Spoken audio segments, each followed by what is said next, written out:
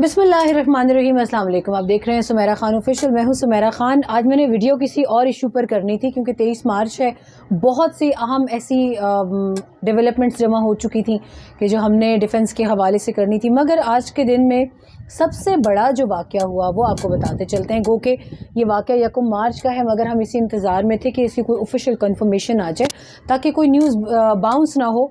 लेकिन आज DG ISPR major general Babar Iftikhar ने ऑफिशियल ट्विटर हैंडल आईएसपीआर के वहाँ से ये न्यूज़ एक बड़ी अच्छी खबर पाकिस्तानी कौम को बताई कि एक मरतबा फिर हालिया 5 बरसों में ये चौथा वाक़या है कि जिसको पाकिस्तान ने बड़ी कामयाबी से न सिर्फ थॉट किया बल्कि एक ऐसी वार्निंग इशू की कि जो कि वॉर टाइम्स में इशू होती है। हम बात करें, आज पाकिस्तान ने एक और कलवारी क्लास भारत की आबदोज जो है सबमरीन, उसको ट्रैक किया, उसको ब्लॉक किया और फिर उसको वॉर टाइम वार्निंग देके जब उसको छोड़ा गया तो उनको ये भी बताया गया कि इसके बाद आपके लिए किसी किस्म की कोई नरमी की गुंजाइश नहीं है। आपको ये बताते चलें कि इस आबदोज का मकसद क्या था।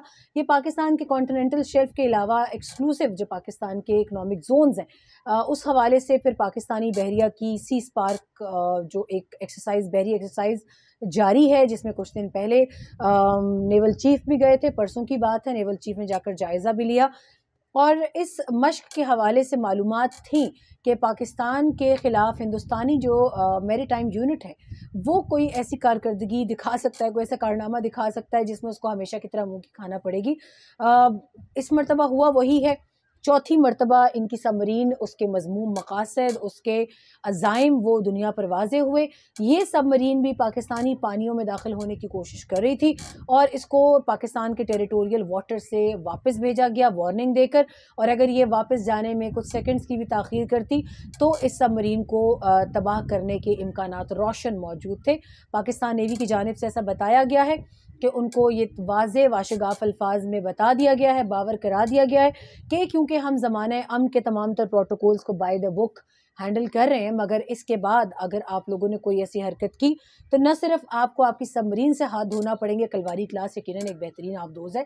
इससे पिछली वाली जो हमारी मेहमान बनी थी वो स्कॉर्पियन क्लास थी, तो दोनों को अगर इसमें से किसी भी क्लास को इन्होंने बचाना है तो शायद इनको आगे रिस्ट्रेन शो करना पड़ेगा, वरना ये दुनिया के सामने एक मरतबा फिर, अभी क्योंकि सरप्राइज डे गुजरा है, दुनिया के सामने फिर हजीमत उठानी इनको पड़ेगी और शायद कोई कारनामा दिखाने, कोई मेडल सजाने के चक्कर में, बालाकोट वाली दोबारा कहानी दोहराने के चक्कर में, कोई फॉल्स फ्लैग ऑपरेशन के चक्कर में इन्होंने ये एक एडवेंचर करने की कोशिश की, मगर उस एडवेंचर में भी इनको मुंह की खाना पड़ी। आप वीडियो देख सकते हैं।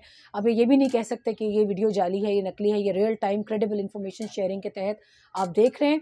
हिंदुस्तानी मैरीटाइम यूनिट को वापस भेजा गया है, मुंबई की जानिब उन्होंने अपना रुख किया। पाकिस्तान नेवी के हुक्काम का कहना है, गो के आईएसपीआर की जानिब से खबर इशू की गई आज। नेवल हुक्काम का कहना है कि भारत की हमेशा से कोशिश रही है कि वो जासूसी करे और ख़ास तौर पे इस वक्त सी स्पार्क 2022 नेवल एक्सरसाइज जारी है और उसकी जासूसी इसके अगराज़ व मकासद हो सकते हैं। और इनकी इस जासूसी की आबदोज और जिस तरीके से इन्होंने इसको दाखिल करने की कोशिश की पाकिस्तान के टेरिटोरियल वाटर्स के अंदर, या इनको शायद कुछ एक्सक्लूसिव जोन्स के हवाले से इंफॉर्मेशन चाहिए थी, तो इसको बर वक्त इनके मकासद को खाक में मिलाया गया है।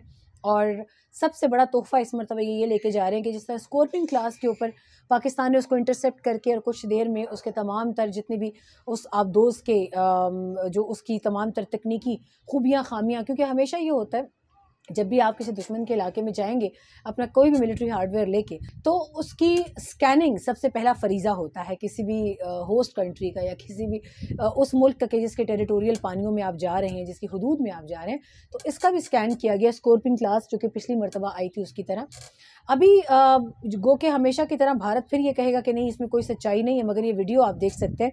और आपको ये बताते चलें कि पहले इनकी जो पिछले साल इन्होंने यही हरकत की थी, उससे पहली हरकत कब हुई थी? ऑपरेशन स्विफ्ट रिटॉर्ट जब हुआ 27 फरवरी का दिन यकीनन किसी को भी भूल नहीं सकता और भूलने वाला भी नहीं है।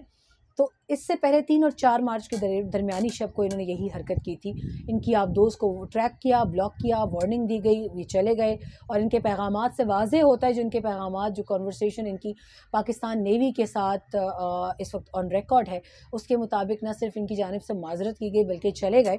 और क्योंकि इंटरनेशनल प्रोटोकॉल्स हमें ज़माना अमन में ख़ासकर, अगर ज़माना जंग हो तो फिर तो आप किसी चीज़ के पाबंद नहीं हैं, मगर पाकिस्तान हमेशा एक ज़िम्मेदाराना रवैया इख्तियार करता है। पाकिस्तान इस वक्त 51 मुल्कों का जो मेरी टाइम का इत्तेहाद है, पाकिस्तान इस वक्त बहरीन में उसकी एक अहम सीट पर मौजूद है और इसलिए पाकिस्तान एक ज़िम्मेदार मुल्क, अमन पसंद मुल्क होने का फ़र्ज़ अदा करता है और पूरा उसकी उन तमाम तर फ़राइज़ का ख्याल भी रखता है। आपको दूसरी कहानी सुनाते हैं। 2021 में इन्होंने 19 अक्टूबर 2021 को भी ये हरकत की और उससे कुछ अर्सा पहले ही पाकिस्तान ने फरवरी में अमन की मशकें जो थी वो करवाई। पीस के नाम पर बहुत बड़ी मशक हुई थी जिसमें 46 मुल्कों ने हिस्सा लिया था बशमूल नेटो और रशियन फोर्सेस के। ये भी 11 साल के बाद, क्राइमिया के वाक़े के बाद 11 साल के बाद नेटो का और रशियन फोर्सेस का, मैरीटाइम फोर्सेस का कोई भी किसी भी मशक में इकट्ठे हिस्सा लेना, ये भी बहुत बड़ा कारनामा था कि पाकिस्तान ने इनको एक मुश्तरका प्लेटफॉर्म पे इकट्ठा किया। पाकिस्तान की जानिब से, नेवी की जानिब से ये 19 अक्टूबर को ये इशू किया गया बयान कि पाकिस्तान ने एक और इंडियन आबदोज को ट्रैक किया है, ब्लॉक किया है और उसमें प्रीवेलिंग, क्योंकि सिक्योरिटी जो सूरत हाल होती है, जैसे मैंने पहले कहा कि ज़माने अमन का बहुत ख्याल रखना पड़ता है और इसकी एक बहुत बड़ी ज़िम्मेदारी आयद होती है हमेशा, और उसका हमेशा पाकिस्तान ने ख्याल किया। तो पाकिस्तान ने मैरी टाइम फ्रंटियर्स को अपने न सिर्फ सिक्योर किया बल्कि वाज़े पैगाम भी दिया कि हम अपनी भरपूर सलाहियत रखते हैं, न सिर्फ अपने दिफा की बल्कि जवाब देने की भी। और इस तमाम तर वाक़े में भी भारत की जानिब से गो के हमेशा की तरह डिनाई किया गया। 2016 में भी ये हरकत की गई थी, 2019 में भी की गई, 2021 में भी की गई और पिछले 5 वर्षों में अब ये चौथा वाक़या है कि 1 मार्च 2022 को भी वही हरकत की गई। पिछली जितनी भी वेसल्स थी उसके हवाले से हमने आपको तफसीलात बताई। एक स्कॉर्पियन क्लास थी, एक जो है ये कलवारी क्लास थी और जो 2019 में आई थी वो भी कलवारी क्लास सबमरीन थी जिसको वापस मोड़ा गया। और ये मैंने पहले आपको बताया, ये भी EEZs जो कि यूनाइटेड नेशन कन्वेंशन के मुताबिक लॉ ऑफ द सी है, उसके मुताबिक पाकिस्तान पूरा हक रखता है अपने दिफा का। और इस मरतबा क्योंकि हमेशा जो कम से कम फासला था वो तकरीबन 370 किलोमीटर था, 370 किलोमीटर का ये इलाका बनता है जिसमें कॉन्टिनेंटल शेल्फ भी आता है पाकिस्तान के पानियों का। और हमेशा जो कम से कम हुदूद अबूर की गई है, मेरा ख्याल है कि वो 270 किलोमीटर की हुदूद है कि जो कि पाकिस्तान के पानियों में आई। दूसरे ममालिक को देखते हुए जज्बा खैर सगाली के तहत, क्योंकि इसमें बहुत सारे ममालिक इस कॉन्ग्लोमरेट में शामिल हैं, उनकी रिक्वेस्ट पर, उनकी दरख्वास्त पर, ख़ास तौर पे हमारे जितने भी स्ट्रेटेजिक पार्टनर्स हैं पानियों में। और मैंने जैसे पहले बताया कि 51 की मैरी टाइम फोर्सेस के सरबराह की हैसियत से भी बहरीन में इस वक्त हमारे नेवल ऑफिशल्स जो हैं वो अपनी जिम्मेदारियाँ निभा रहे हैं। तो पाकिस्तान हमेशा जिम्मेदारी का मुजाहरा करता रहा है, मगर अब पाकिस्तान की ट्राई फोर्सेस की जानिब से एक पैगाम दुनिया भर को दे दिया गया है कि ये पाकिस्तान की आवाम की उमंगों और ख्वाहिशात के मुताबिक आपको बताया जा रहा है अगली मरतबा उनकी आखिरी मरतबा होगी, और अगर उनको कोई जानी नुकसान भारी उठाना पड़ता है तो उसका ज़िम्मेदार पाकिस्तान नहीं होगा। यानी इसका मतलब यह है कि आने वाले वक्तों में आलमी बरादरी पाकिस्तान से हरगिज़ गिला नहीं कर सकती अगर हम अपने दिफा में कोई कदम उठाते हैं। न्यूक्लियर आर्म्ड पाकिस्तान और इंडिया के दरमियान ये हमेशा से ये एक मसाइल चले आ रहे हैं, गो के चले आ रहे हैं, मगर पाकिस्तान का रवैया हमेशा ज़िम्मेदाराना रहा है। आज के हवाले से एक मरतबा फिर पाकिस्तान ने अपने मजबूत दिफा की न सिर्फ निशानदेही की बल्कि उसको एक्सरसाइज किया। आज के लिए इतना ही।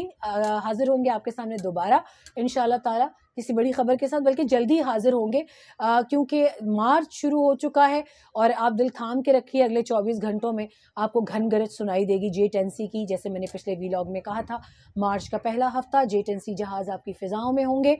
लोगों की रूमर्स पे कान न धरें जो कह रहे हैं कि कल आ गए परसों आ गए, ऐसा कुछ नहीं है।